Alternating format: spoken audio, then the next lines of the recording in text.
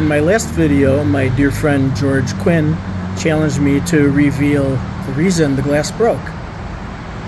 I'm very fond of George Quinn. He's not only my friend, but my mentor and teacher, and he literally wrote the book on glass fractography for the federal government. And yes, glass fractography is a thing. To study the glass, we open up the two halves of the butterfly pattern, open them up like a book, set them on a microscope slide, and look at them under a stereo microscope. We set those two pieces side by side so that we could look at the fracture surface all at the same time. And in this particular case, we can see that the particle that broke the glass is on the left side, and the socket where it used to reside is on the right side. The inclusion that broke the glass has the classic shape, which, if you want to be fancy, you could call it morphology, of a nickel sulfide inclusion.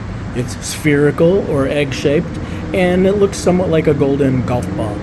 Since these inclusions are three-dimensional, it's very hard to get a nice, clean, focused shot of them in a microscope, which has a very shallow depth of field. You take multiple shots and stitch them together in a process called image stacking, and here's the result of that.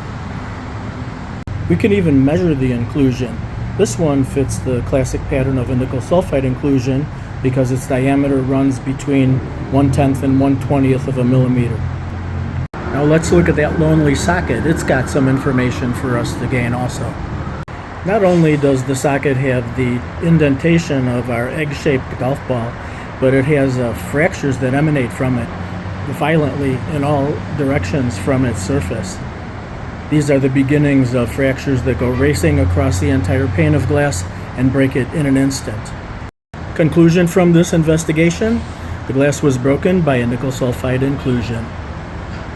If we want to take the investigation further, we could spend a few $1,000s and investigate the glass under SEM EDS, which will give us a readout of the chemical composition that's present in the inclusion. But what it typically looks like is a graph that shows you spikes at nickel and sulfur. Sometimes when we split the two halves of the butterfly pattern, the inclusion also splits in half, and that gives us a different appearance of the inclusion. This one looks more crusty and jagged, but we're looking to the inside of the inclusion, not the outer surface. In that case, we may still be interested in trying to get a good visual on the outer surface, and so it's kind of tricky, but it can be done. We can shoot through the glass and try to get a shot of the inclusion surface. This sample here that you're seeing is a different one from the one that was harvested in the previous video, but it shows you a very interesting shape of the outer surface of the inclusion.